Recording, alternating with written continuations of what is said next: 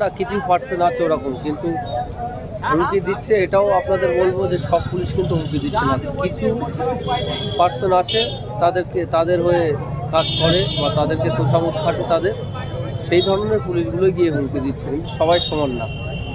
ঠিক আছে, অনেকে তার আগেই শাসক দলরা হুমকার দিচ্ছে যাদের জোর থাকবে তারাই ময়দানে লড়াই করবে বা তারাই থাকবে, কি দাবি জানাবেন আপনি?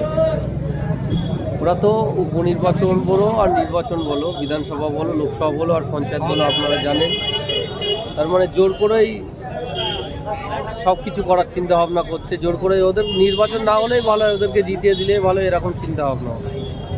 সেটা হবে না, তার জন্য প্রশাসন আছে, আইন বলে কিছু আছে সমাজে, ঠিক আছে, সেগুলো অত সহজ নয়। তার জন্য আমরা আইনতভাবে প্রশাসনিকভাবে যা যা ব্যবস্থা নেওয়ার সবগুলোই নেব, যাতে সঠিকভাবে ভোট 13 তারিখে হাড়োয়া বিধানসভার জনগণরা ভোটটা দিতে পারে। আগে শুনতে পাওয়া যেত তৃণমূল নেতারা যারা বিরোধীরা তাদের বাড়িতে গিয়ে তৃণমূল নেতারা হুমকি দিত, এখন শোনা যাচ্ছে পুলিশ গিয়ে হুমকি দিচ্ছে। আপনি আবার বলছেন পুলিশ প্রশাসন আছে, আমরা দেখছি, কি দাবি জানাবেন? সব পুলিশ তো সমান না, কিছু পার্সেন্ট আছে ওরকম, কিন্তু হুমকি দিচ্ছে এটাও আপনাদের বলবো যে সব পুলিশ কিন্তু হুমকি দিচ্ছে না। কিছু পার্সেন্ট আছে তাদের হয়ে কাজ করে বা তাদেরকে তোষামত খাটে তাদের, সেই ধরনের পুলিশগুলোই গিয়ে হুমকি দিচ্ছে, কিন্তু সবাই সমান না।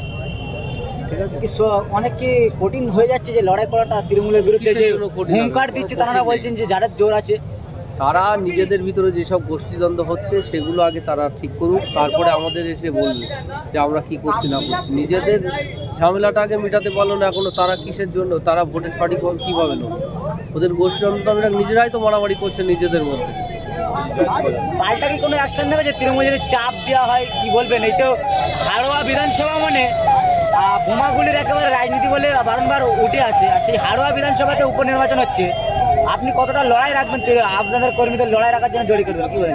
লড়াই 100% লড়াই হবে। বামফ্রন্ট এবং আইএসএফের কর্মীরা সংযুক্তভাবে তারা যারা আছে তারা এই বিধানসভাটা জেতার জন্য তারা সব ধরনের লড়াই করবে। তারা প্রত্যেক বুথে এজেন্ট দেবে, তারা প্রস্তুত থাকবে, তারা পরিস্থিতি মোকাবিলার করার জন্য প্রস্তুত থাকবে, অবশ্যই থাকবে। বারাসাত 2 নম্বর ব্লকে বেশ কিছু পঞ্চায়েতে দেখলাম আইএসএফের কোনো ঝান্ডা, দেয়াল, পোস্টার কিছুই নেই, কিন্তু নির্দল প্রার্থীদের গ্যাস চিহ্ন, তাদের ঝান্ডা, মানে পোস্টার সমস্ত কিছু দেখা যাচ্ছে, কিন্তু আইএসএফের নেই। সেখানে কি আইএসএফের অস্তিত্ব নেই নাকি? শাসক দল তো আইএসএফকে ভয় করছে, ওই জন্য আইএসএফ পোস্টার ঝান্ডা লাগালে সেগুলো খুলে ফেলছে। কিসের জন্য ছিটছে বা কিসের জন্য করছে? তাহলে আইএসএফকে নিশ্চয়ই ভয় করছে, ভয়ের জন্য এগুলো করছে, যে আইএসএফের ব্যানার থাকলে যদি এই দেখে সবাই ভোট দেয়, সেই কারণের জন্য এগুলো করছে। তারা একটা ভয়ের মধ্যে আছে, ভয় ভীতির মধ্যে আছে যে হাড়োয়া বিধানসভায় যদি হারে তাহলে কী হবে, সেই জন্যই তারা এইসবগুলো করছে। কিন্তু এসবগুলো করে কোনো লাভ হবে না। আমরা আমাদের কোনো ফ্ল্যাগ সেশন যদি ছেড়ে বা তারা যদি কোনো হুমকি দেয় ছেলেদেরকে, সগতরি মারধর করে, আইনত ব্যবস্থা নেব বলেছি। আমরা সব ধরনের আইনত ব্যবস্থা নেব। তাদের কর্মীদের সারা কেমন পাচ্ছেন বা ভোট কতটা পাবেন আশাবাদী হচ্ছেন, যে মাঠে ময়দানে তো আছেন, কি বলবেন? কর্মীদের ভালো সাড়া পাচ্ছি, সবাই খুব ভালোবাসছে, সবার কাছ থেকে 100% সাড়া পাচ্ছি।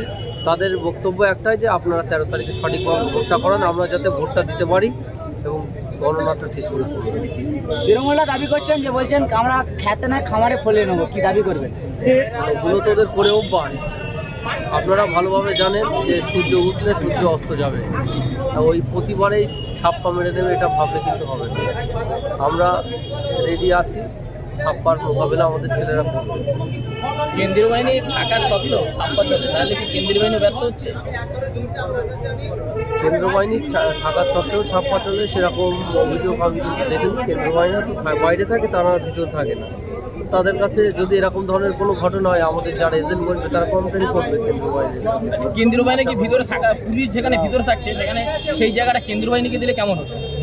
অবশ্যই ভালো হবে। পুলিশ ভিতরে থাকে না তো, ভোটের এর ভিতরে আপনার যারা থাকে রুমের মধ্যে, কোনো পুলিশ কোনো কেন্দ্র বাহিনী থাকে, তারা রুমের বাইরে থাকে, গেটের একদম মানে গেটের মুখে যেটা পুলিশ থাকে সেই জায়গাটাতে যদি কেন্দ্রীয় বাহিনী থাকতো তাহলে কি বিরোধীরা? আমাদের বিষয় না, সেটা ইলেকশন কমিশনের বিষয়, তারা কি করবে, তারা যেটা ভালো বুঝবে সেটাই করবে। সেরকম প্রবলেম হলে, সেরকম পজিশন আসলে আমার ইলেকশন কমিশনারকে অবশ্যই জানাবো, অবগত করবো তাকে। Thank you. ঠিক আছে।